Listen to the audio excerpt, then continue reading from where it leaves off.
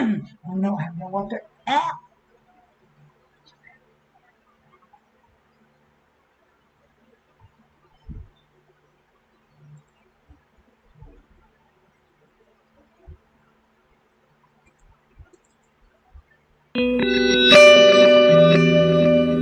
Ito ang Broad Stream Cast Communicators, ang naiba at kakaibang plataforma sa digital broadcast. Mula Luzon, Visayas, Mindanao hanggang sa iba't ibang dako ng mundo. Broad Stream Cast Communicators, ang sandigan ng sambayanan mula sa walang labis at walang kulang na pagbabalita, paglilingkod, maglalahad ng mga mapagbuong komentaryo at usaping pambayan para sa kapakanan ng karamihan. Broad Stream Cast Communicators, tuwirang maglilingkod ngayon hanggang sa susunod na henerasyon.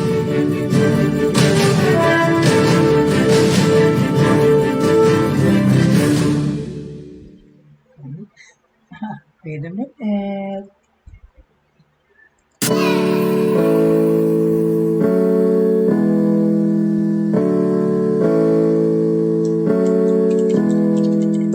Buhay Online, Chikahan at kaalamang pangkabuhayan. Ating tunghayan, pakinggan at tuklasin ang mga pangyayari at kaganapan sa mundo ng online. Buhay Online, Chikahan at kaalamang pangkabuhayan. Alamin ang pinaka-latest trends mula sa trabaho at kung hanggang saan na ang narating ng teknolohiyang ito. At ngayon, narito na ang ating host, ang ating Techiemommy, si Jaye C. Bautista.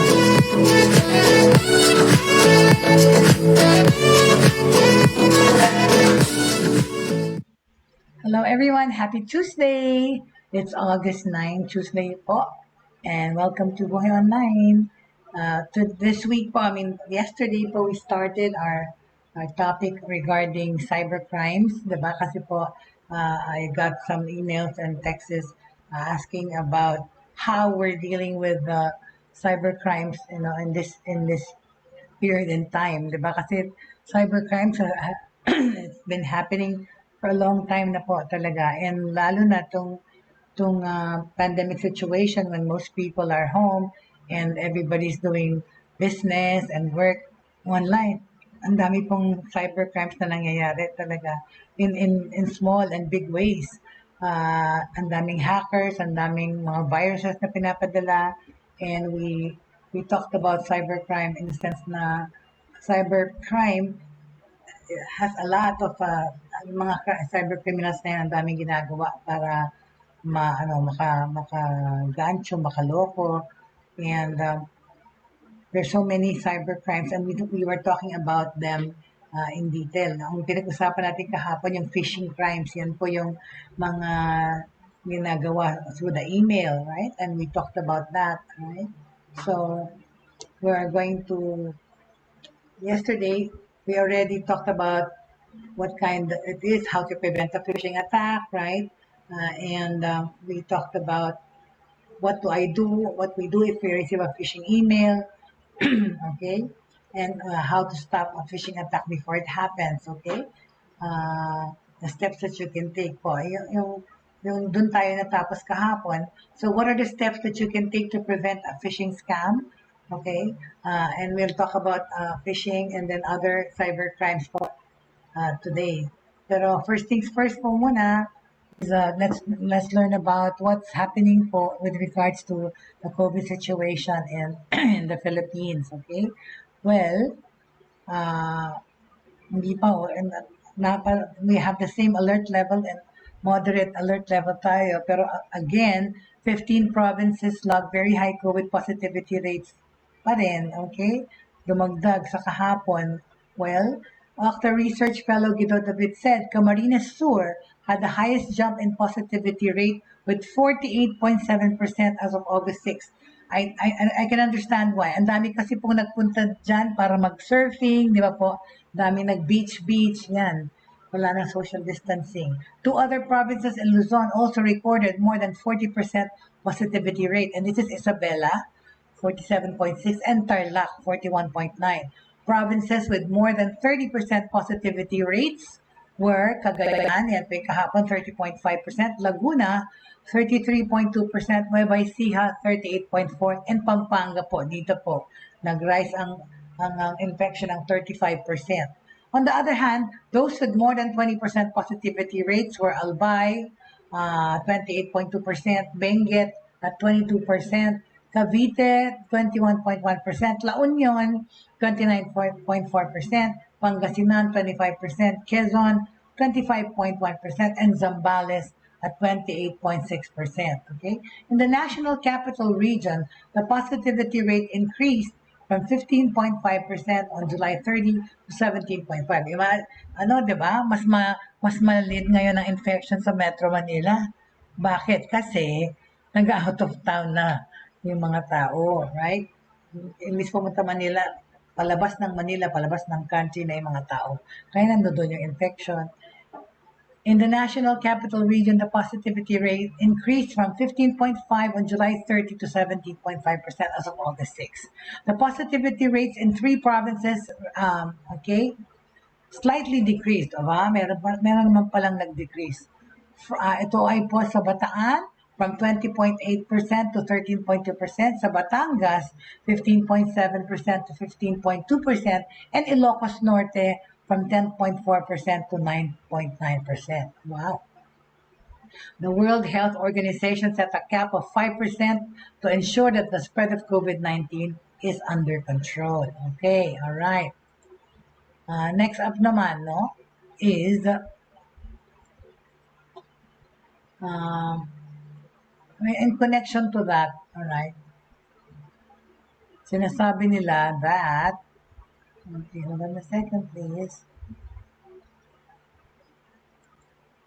Because of this situation that we are having, that we have right now, with regards to ano naman, work, hold on a second.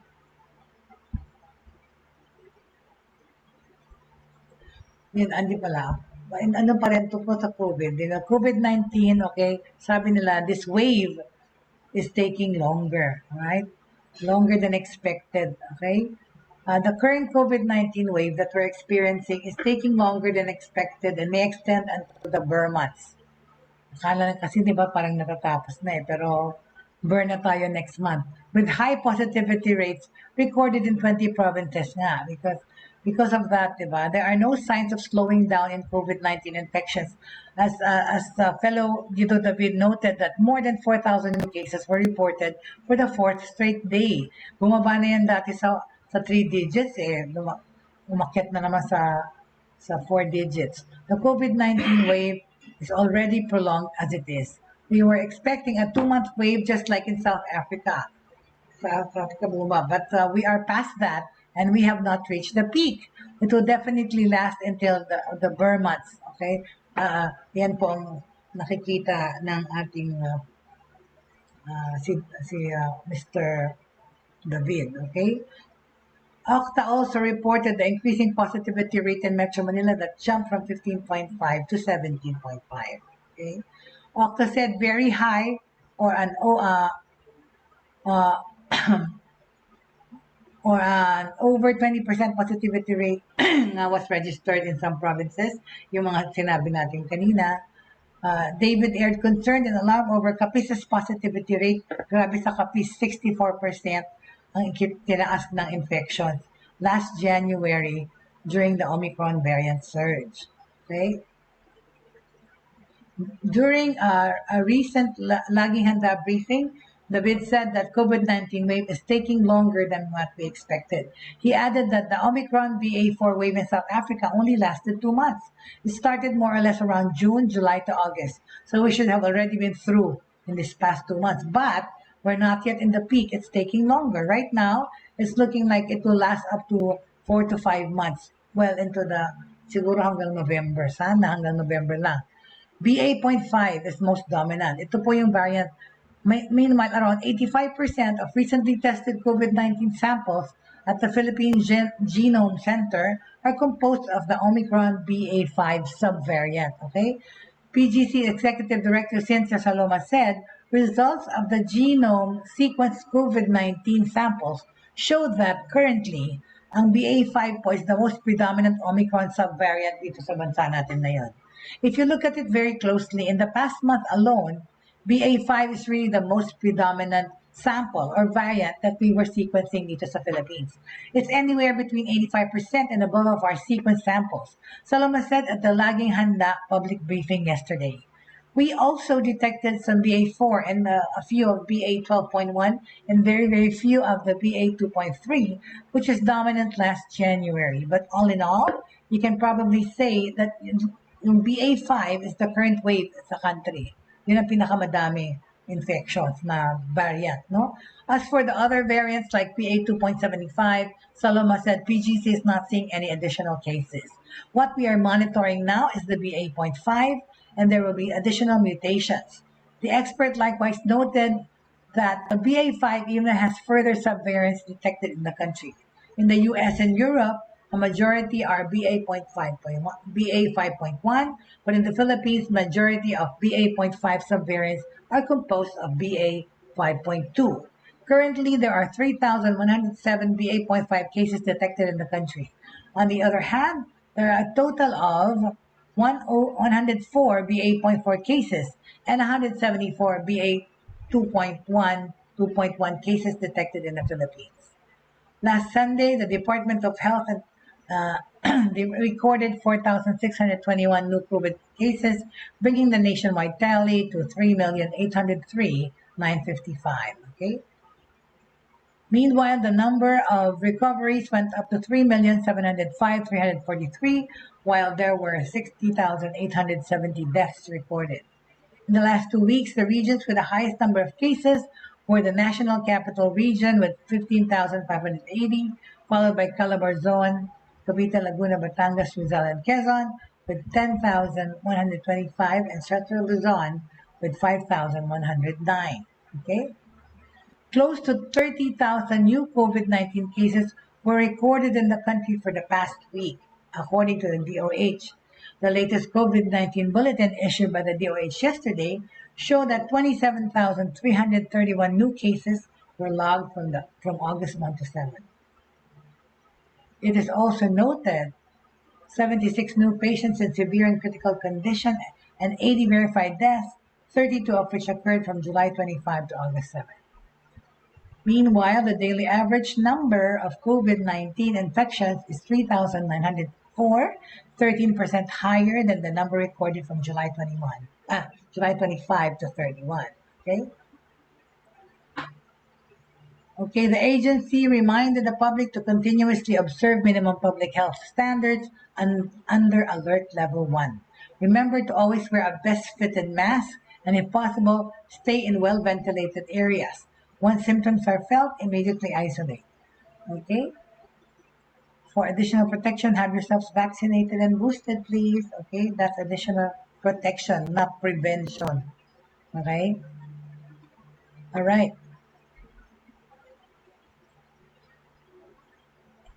Okay, so all things considered.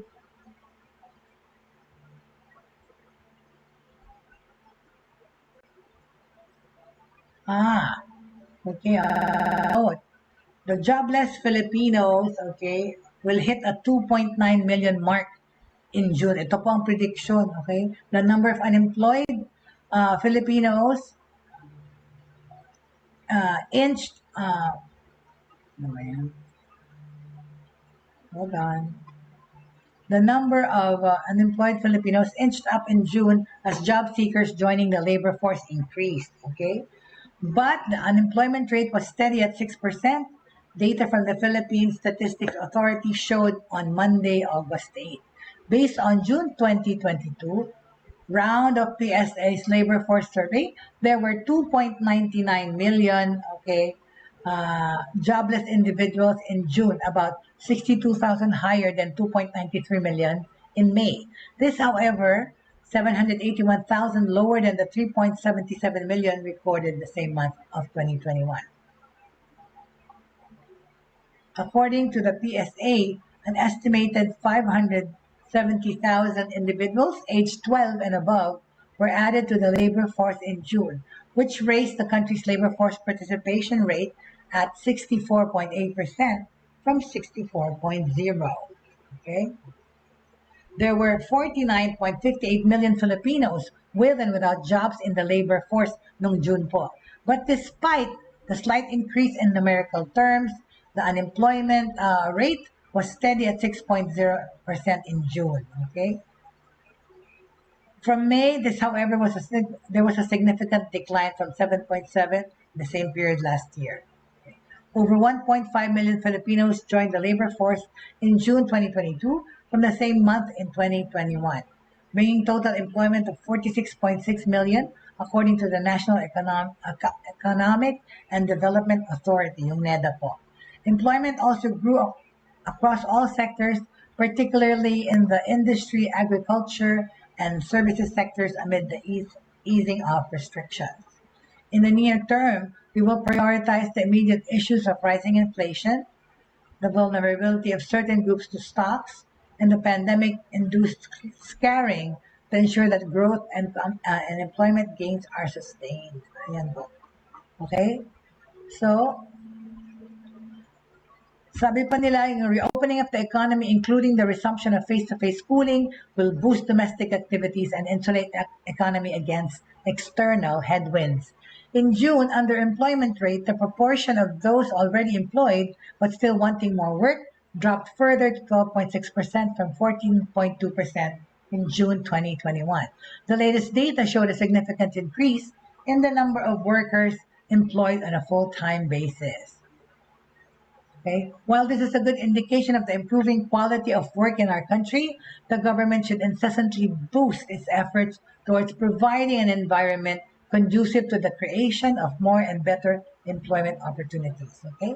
In terms of hours of work, full-time employment, or those who work for more than 40 hours a week, increased substantially by 11% or an additional 3 million individuals, while part-time workers declined by 8% or 1.4 million fewer individuals compared to June 2021. Okay? As we continue to fully reopen our economy, we must remain vigilant and adhere to minimum health standards pa rin po to ensure that Filipinos remain healthy and productive. We will also strengthen our health system to ensure that it is able to effectively and quickly respond to health situations as and where needed. Sinabi po ito ni Balitaktakan. According to the new normal and gradually shifting to an endemic mindset is critical in generating more employment and strengthening our domestic economy.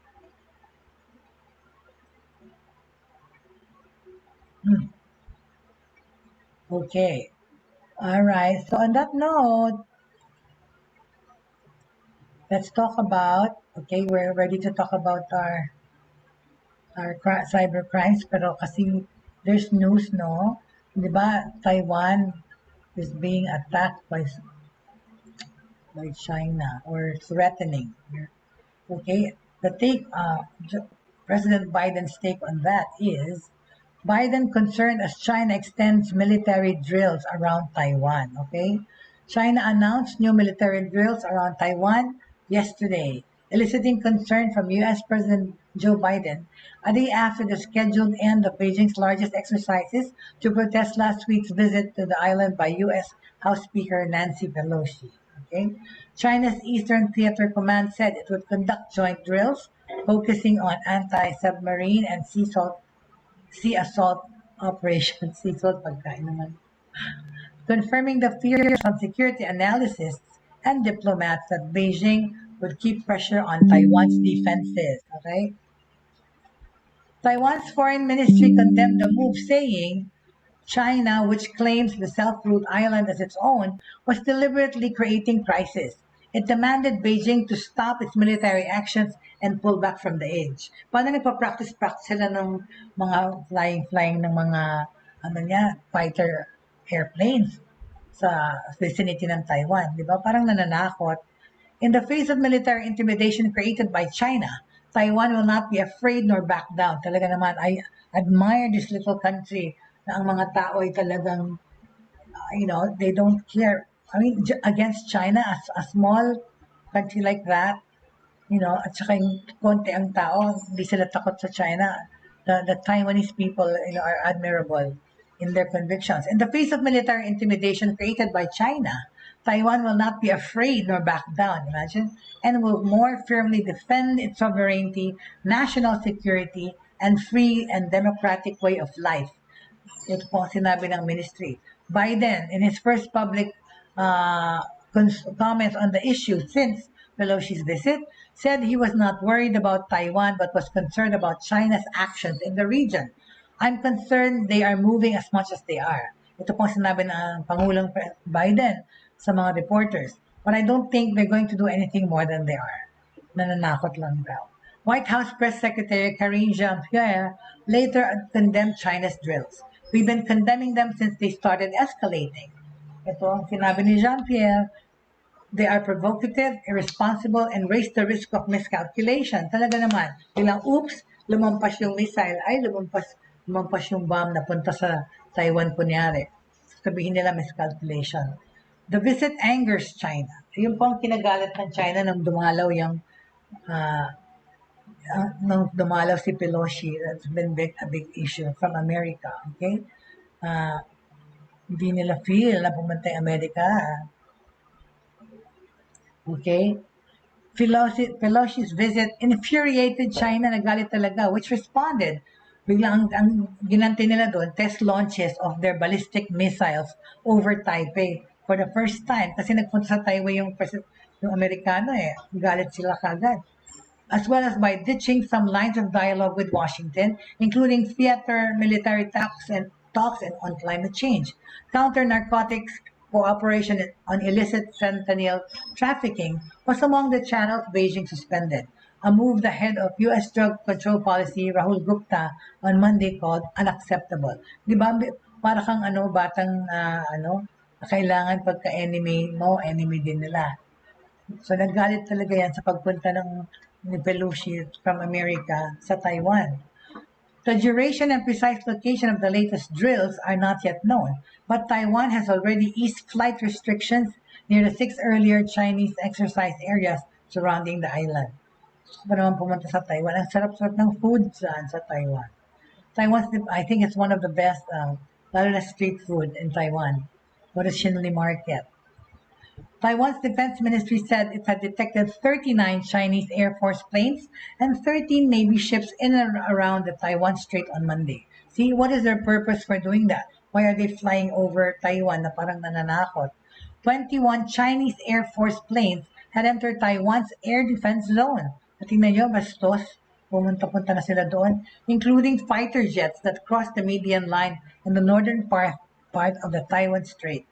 Singapore Prime Minister Lee Hsien Loong warned of the potential for miscalculation over tensions in the Taiwan Strait, which he said were unlikely to ease soon, and deep suspicion and limited engagement between the United States and China.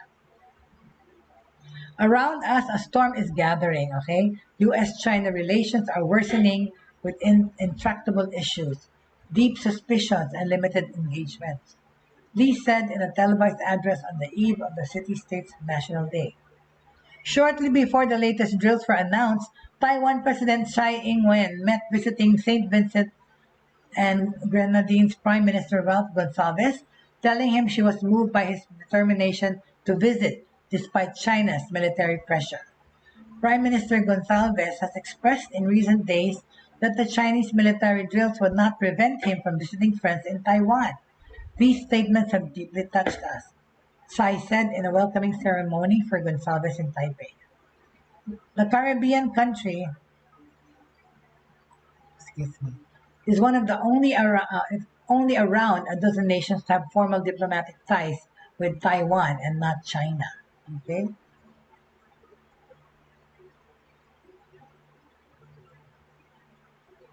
Okay, so it was unclear if Tsai had invited Gonsalves before or after Pelosi's visit.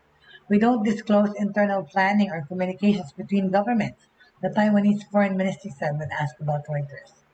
Beyond the firing of 11 short-range ballistic missiles during the 4 earlier days of exercise, yung mga China warship fighter jets saka yung drones maneuvered lumipad-lipad doon sa taas ng Taiwan. So, ang ano niyan, in Taipei, Defense Ministry spokesman Su Lijiang told reporters that Taiwan's armed forces had calmly handled the Chinese drill. So, hindi sila natatakot, pero hindi naman din sila complacent na, antayin na lang lusubin. Earlier, the ministry had said the drills had used warships, aircraft, and drones to simulate attacks on an island and its navy. Anong klaseng exercise yan, di ba? China's designated no-fly zones and crossings of the median line have compressed Taiwan's training space and will affect the normal operation of international flights and air routes in the future. Ito pong sinabi ng ministry. Okay? Chinese Foreign Minister spokesman Wang Wenbin said on Monday that China was conducting normal military exercises in our own waters. In our own waters ba yun? Nag-hover kayo sa Taipei. In an open, transparent, and professional way, adding that Taiwan was part of China. China's defense ministry, meanwhile, maintained its diplomatic pressure on the United States, defending its shelving of some military-to-military talks. Okay? Alright, so yun po ang tungkol sa Taiwan at China. Okay, now, let's go first with regards to cybercrime. Sandali lang po. I'm gonna stand up and get some water. I'll be back. Sorry. Babalik po ako.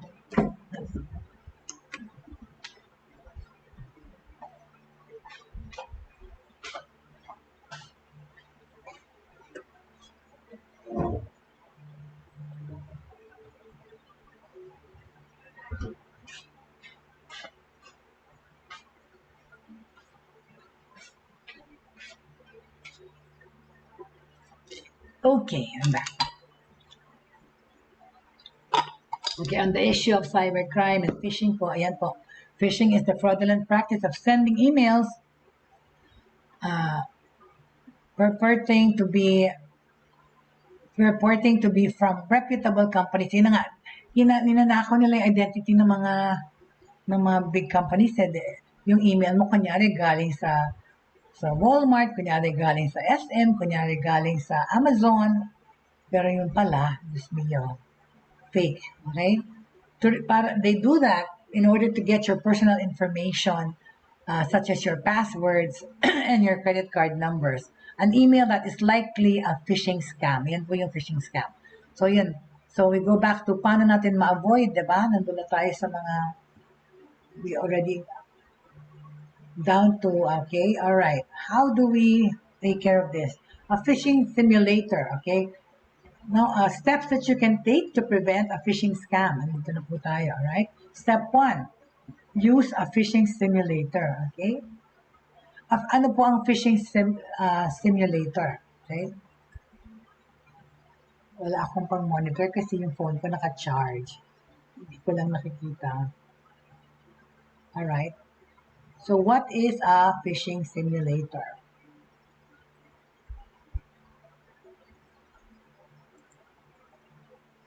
A phishing simulator is software that allows you to simulate a phishing attack on all of the members of your organization. Oh my goodness. Diba? Phishing simulators typically come with templates to help disguise the email as a trusted vendor or mimic internal email format. So, ginagaya niya, di ba? Simulate, gaya-gaya, no? Phishing simulators don't just create the email, okay? But they help set up the fake website that the recipients will end up entering their credentials if they don't pass the test, okay? Yun. Diba? Welcome to the show. Those viewing, thank you very much for joining me. We're in the subject of cybercrimes and talking about phishing, particularly. At tapos binibigyan na po natin ng mga kaalaman kung paano ma-avoid tong phishing scam na ito. Alright?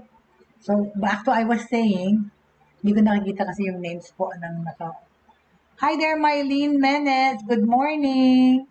Good morning, Mylene. Watching from Cainta, Rizal. Okay?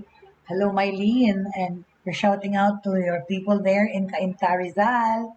Thank you for joining. Kasi talagang itong ano ko, nakikita ko lang talaga minsan yung mga names pagtapos na ng palabas. But anyway, so going back to the phishing scam, no? Yung simulators po talaga ginagaya na. Phishing simulators don't just create the email, but they help set up the fake website that the recipients will end up entering their credentials if they don't pass the test. Rather than scolding them for falling into a trap, okay, the best way to handle the situation, pag yung mga empleyado nyo po ito huwag niyong pagalitan. The best way to handle the situation is to provide information on how to assess phishing emails in the future. Mahirap naman kasi talaga Dahil iba talaga naniniwala ka agad kasi coming from, kunyari, from their credit card company or their bank, diba? Click ka agad. Huwag kayong agad-agad din mag-click ng mga link po na binibigay. Especially kung medyo suspicious kayo doon sa nagpapadala ng email. But like I said, and I have mentioned before, checkin nyo yung email address. Kunyari, SM Malls, blah, blah, blah. Pag nakita nyo merong konting diferensya, SM, merong weird number or so, before you click it, verify it with the company. Total, ang SM, no? Meron naman silang mga helpline and all that. You know, i-verify nyo muna bago nyo buksan or i-click, okay? Kasi, if someone fails a phishing test, it's best to just send them a list of tips on spotting phishing emails, okay? I'm talking about sa mga empleyado nyo po sa mga kumpanya na talagang araw-araw may mga nakakatanggap ng phishing emails. So, instead of magalit kayo sa mga empleyado nyo, you know, create awareness, diba? Okay, if someone fails a phishing test, it's just best to send them a list of tips on how to spot a phishing email. Another major benefit of using a good phishing simulator is that you can measure the human threat in your organization, which is often hard to predict, di ba? It can take up to a year and a half to train employees to a safe level of mitigation. It's important to choose the right phishing simulation infrastructure for your needs, okay? If you are doing phishing simulations across one business, then your task will be easier, okay? Opting for a cloud-based solution will be the best option for users running multiple campaigns. At Hailbytes, HAILBYTES, Hailbytes, we've configured GoPhish, Go PHISH, one of the most popular open sourcing phishing frameworks as an easy-to-use instance on AWS. Many phishing simulators come in the traditional SaaS model and have tight contracts associated with them. But GoPhish on AWS is a cloud-based service where you pay at a metered rate rather than a 1 to 2 year contract. Okay? So, anong number 2 na dapat gawin para i-address ng phishing scam na ito? Number 2, security awareness training. Okay? A key benefit of giving employees security awareness training is protecting them from identity theft, bank theft, yung online banking theft, and stolen business credentials. Oh my God. Parang lahat yan check na sa akin. Nangyari na. Security awareness training is essential to improve employees' ability to spot mga phishing attempts. Okay? Kaya importante talaga yung kaalaman, yung knowledge, at saka yung awareness, no? Para ma-avoid. Security awareness training is essential to improve employees' ability to spot nga. Courses can help train the staff to detect phishing attempts, okay, but only a few focus on small businesses, all right? It can be tempting for you as a small business owner it might be tempting to you, okay? Excuse me. It might be tempting to you as a small business owner, see?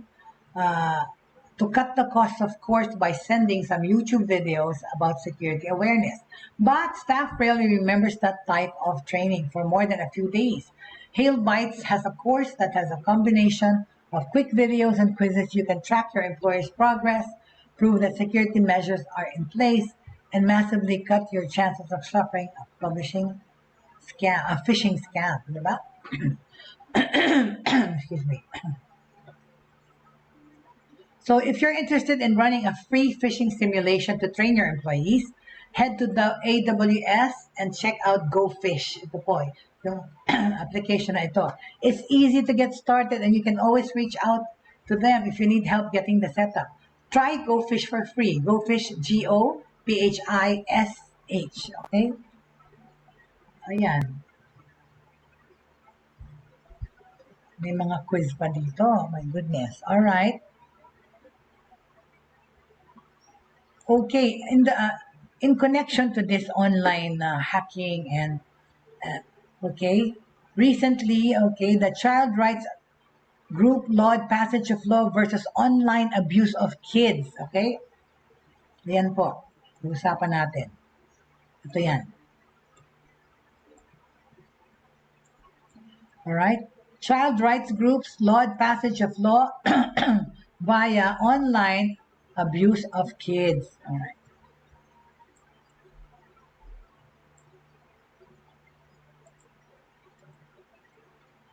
In Manila, Philippines, child rights groups lauded the enactment of the measure that protects children against online sexual abuse and exploitation, saying it will make cyberspace safe for children. Okay, for Child's Rights Network, the passage of Republic Act 11930 or the Anti-Online Sexual Abuse and Exploitation of Children law marks the dawn of safer online spaces for children.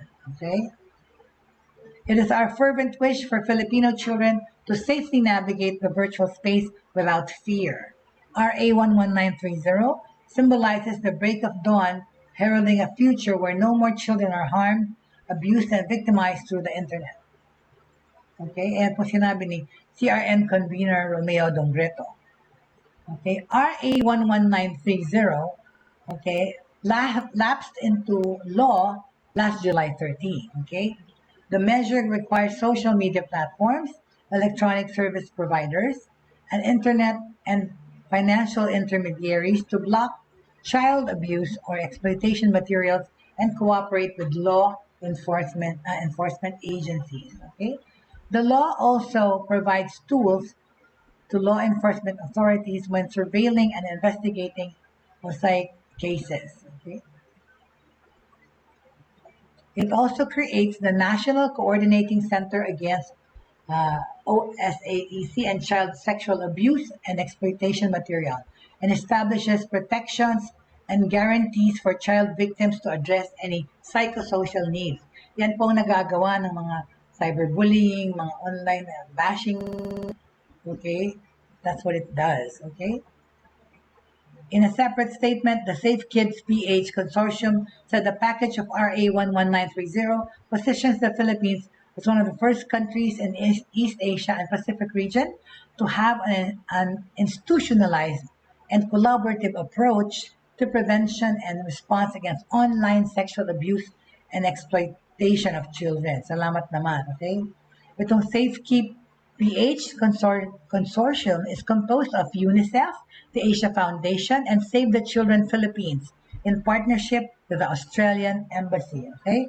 According to the 2022 Disrupting Harm in the Philippines study by UNICEF, Office of Research, Interpol, and ECPAT International, 20% po ng internet-using children are aged 12 to 17, and they have experienced some sort of online sexual abuse and exploitation in 2021.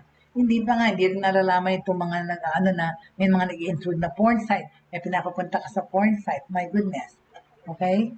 An 2019 survey by UNICEF found more than half of Filipino children surveyed can access the internet without supervision, and boys are as vulnerable as girls to online dangers. Okay?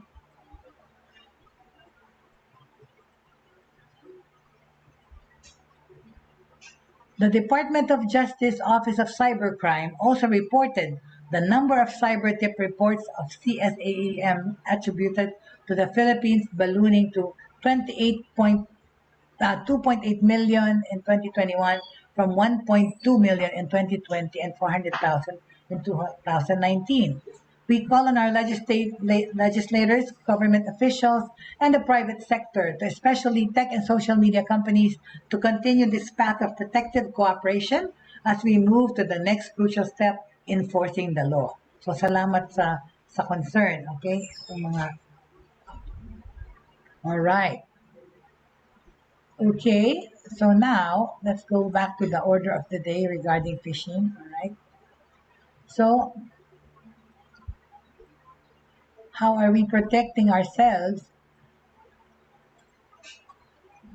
Okay, hold on, please. Uh, Tomorrow na natin papag-usapan yung cyberbullying. Okay. For now, let's deal with phishing and how we are going to be able to protect ourselves from it. All right. So yun, sa mga empleyado, yun ang gagawin, right? How to protect yourself further against cybercrime, okay? Yun nga, ang types of cybercrime ay yung email and internet fraud. Yan pa lang ang pinag-usapan natin, right? And another form, okay, we'll study another form of cyberbullying naman. Okay, cyberbullying, cyber crimes, okay?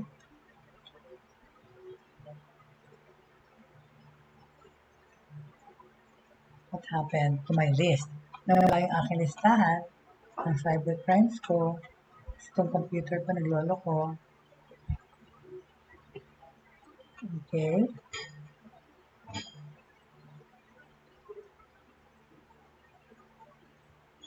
So we already said about that. Okay. And now, how to prevent, we already did that. Okay. So, all right. We go now to the subject of the other, what are the other cyber crimes? We'll talk about it in detail. Okay, let's talk about cyberbullying. Okay. Yan din po ang isang crime. But let me change my graphics, okay?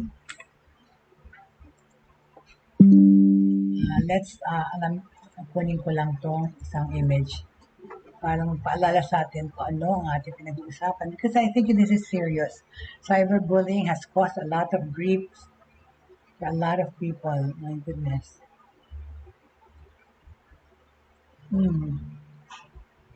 Hello.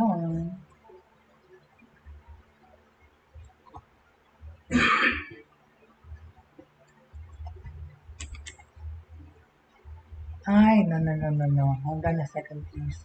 Sorry. Hindi ko pa hindi ko pa nalalagay. Pardon me, please. Bear with me. I'm just gonna change the subject matter kasi tapos na tong online abuse of children.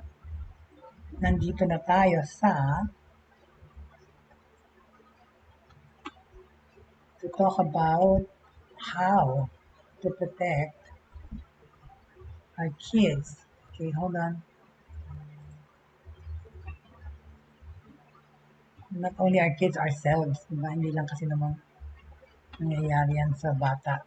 Sa lahat ng nag-internet. Okay. Why can't I get that picture up? Let me see. Okay. Where are the pictures?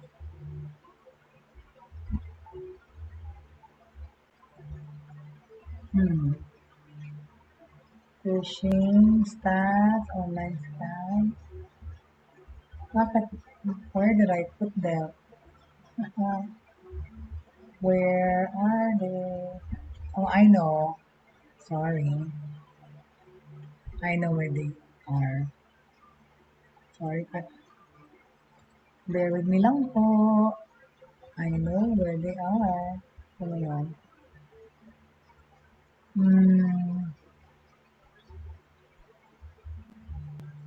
What happened to my... Anyway, before we forget, okay, let's just deal with this. Sandali na. Hold on a second, please. Sorry.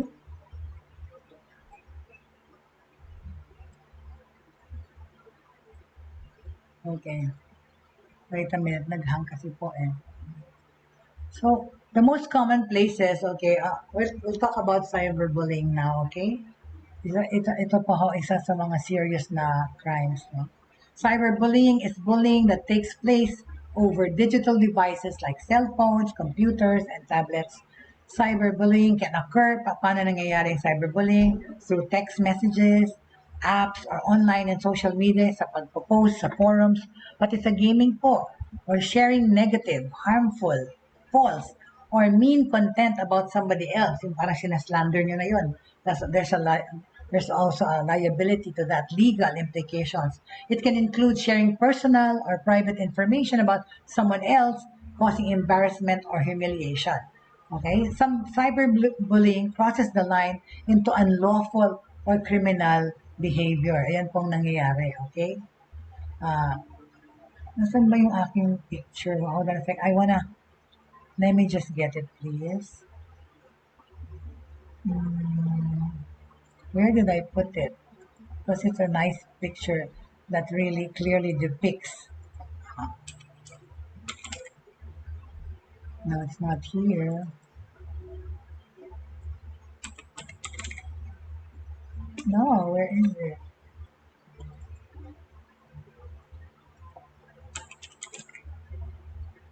Where did I put that? Hold on, please. I need to get it. Pasensya na. No. Where did I put those things?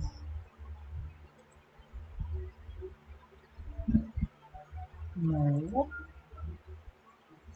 Why am I losing my graphics? Bear with me, please. Sorry. Because I have to show you the picture of how it is to be bullied and how people feel about that. Because it is not a joke. You know, people have been even subjected themselves to suicidal tendencies or iba talaga, meron ng mga namatay talaga regarding that. Dahil sa pangbubuli, ang dami. Actually, marami nang namatay dahil dyan.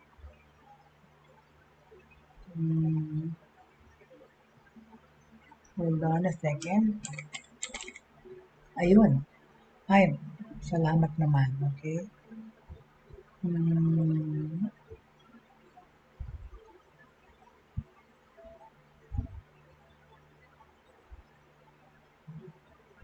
Okay. Iba-iba nga kasi.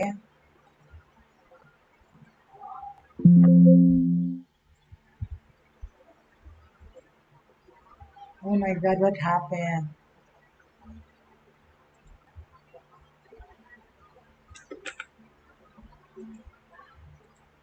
Wala. Ano ba nangyari na wala tuloy ako? Oops. What happened to me?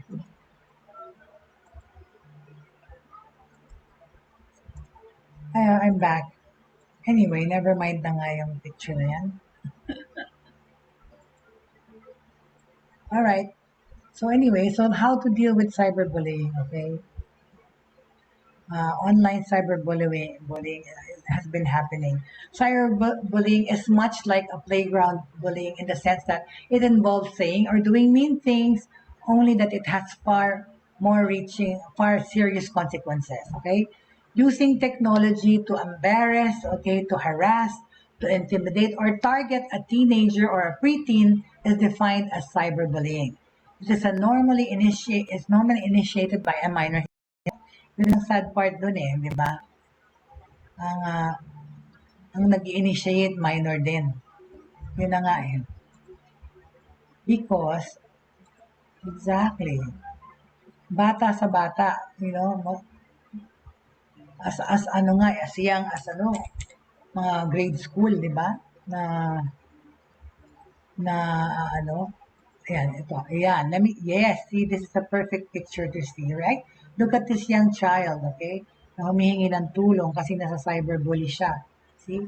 That is the perfect picture. of somebody being bullied. Okay? Na humihingi ng tulong. Nag-online study pa itong bata na ito. But that message speaks volumes, right? Sa mga nasa cyberbully talaga, right? Exactly, see? You know, they're called losers, alright? Ayan, hinaharas ng what do you call this?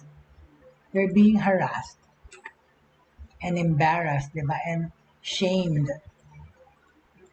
Yan ang cyberbullying, okay?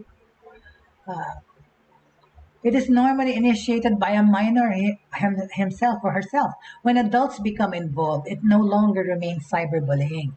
It is then labeled as cyber harassment or cyber stalking and may have legal implications and involve jail time.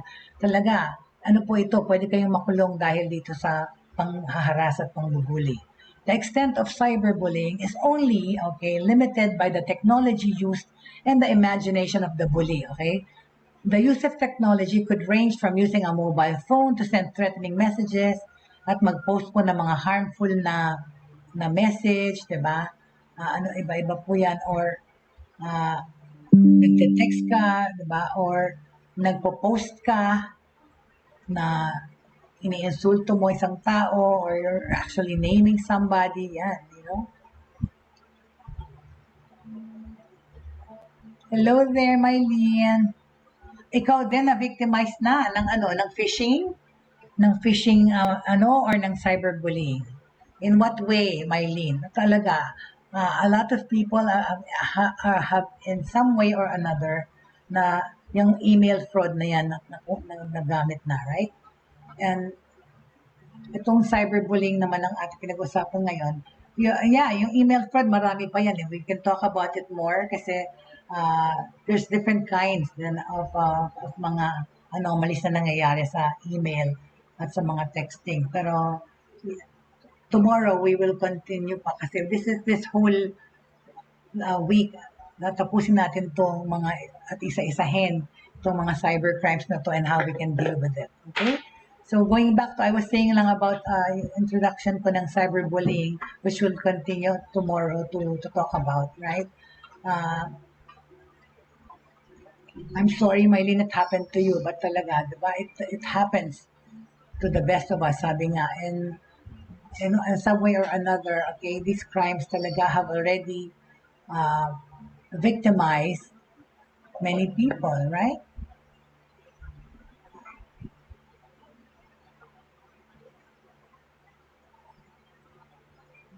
Okay, so yes, I'm just reading a text from somebody regarding. Hold on a second. Kasi nga, why does cyberbullying happen? It happens because nga may mga taong mga masilasyoso, walang magawa. The extent of cyberbullying nga is limited dun sa imagination ng nagbubully. Cyberbullying has been happening for a long time, but it has, pero dumami through the years, diba? Mas lalong dumagsa or mas lalong kumalat. The extent of the use of technology could range from using a mobile phone, sending hurtful messages ng text po, or mga hurtful comments po sa social media, bullying, form of bullying din yan. Over the internet, to humiliate, at ang kanilang reason, ang purpose is targeting someone using interactive and digital technology, okay? It may help or it may also include the usage of communication tools such as mga social media website, mga chat rooms, mga IM, mga direct messages po, okay? To spread rumors. O yan nga, yung pag-spread ng rumors, pag-spread ng fake news, or embarrassing information. Yung iba po, nagpo-post pa ng mga pictures, right? Or yun na lang pong mag-post ka at in-name mo yung pangalan mismo ng binubuli mo. Yan po. Meron po yan legal implication. Pwede kayong makakita ng jail time. Hindi lang yon, magbayad ng danyos, saka makulong. Cyberbullying has been on the rise over the years. This can be traced to the greater freedom of social networking. Yun na nga po. Because of technology, like ito na nga yung sinasabi ko palagi na we have to make sure that we are using technology for our betterment, hindi para makaharm. Pero yun na nga kasi, ang technology ginagamit ng lahat ng klaseng tao, no? Pati masasama, di ba? Yung mga magnanakaw, at saka yung iba, itong mga nagsa-cyberbullying, hindi naman nakaw itong ginagawa nito, kundi pinapa-apektuhan na nila yung mental situation, no, mental state ng mga binubully nila. Alright? So, in a 2018 survey of students, okay, ages 11 to 18, administered by the Cyberbullying Research Center, 20% said they had been cyberbullied. See, ang laki ng ratio. Among the same sample groups, 20% of students reported engaging in cyberbullying behavior at least once. So, di ba, inadmit nila na sumasali sila. 10% of the group survey said they had been both the victim at sila rin ng bubully. See? So, why does cyberbullying happen? Okay? At this point, where there is a need to develop methods of prevention, there is a parallel need. Ang ingay po, meron ko po kasing nagagawa ng bahay dito sa tabi ko. Ito the reasons why more and more youngsters, di ba? Dapat natin alamin bakit, di ba? Bakit dumadami ang mga taong nagsa-cyberbullying, mga kabataan, okay? Of course, in the real world, dapat nating admit, lahat tayo, all of us have good and bad sides. May good and evil side ng mga tao. Our actions are motivated by emotions like, kunyari, inggit, love, anger, passion, hatred, anxiety, frustration. Yan ang nagtitrigger. Sa totoong world po, in the real world, however, we all have a reputation and a set of social barriers that restrict the outright display of our inner feelings and emotions, okay? We always react according to the situation and keeping the consequences in mind. In the online world, however, a very obvious advantage enjoyed by the bully is anonymity. Yun ang nga pong sinasabi ko eh. Kasi sa internet po, di ba, you can be anybody, you can have a different identity. Kung anong pangalan mong gusto, hindi ka, kaya yung mga ibang nagsa-cyberbully o yung ibang nagpo-post on anybody's homepage or Facebook or whatever, hindi naman nila totoong pangalan yun, okay? So ikaw, Mylene, phishing po through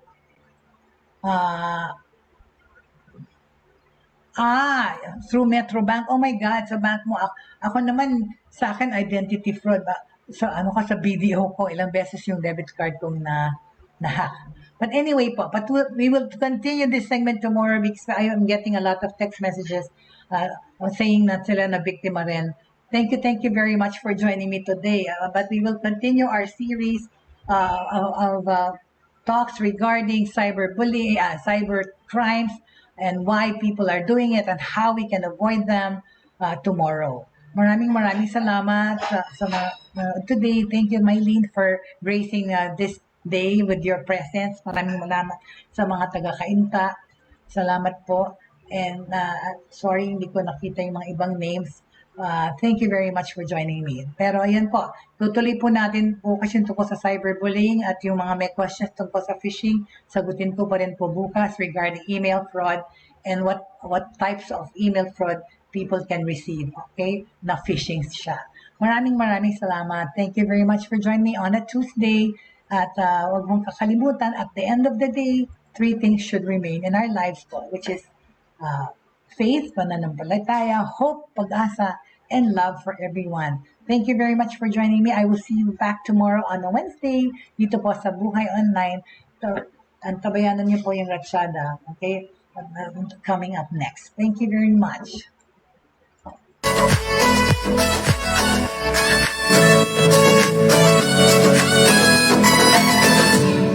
Inyong natunghayan at napakinggan ang mga makabagong pamamaraan sa mundo ng online sa pamamagitan pa rin ng Broad Stream Cast Communicators.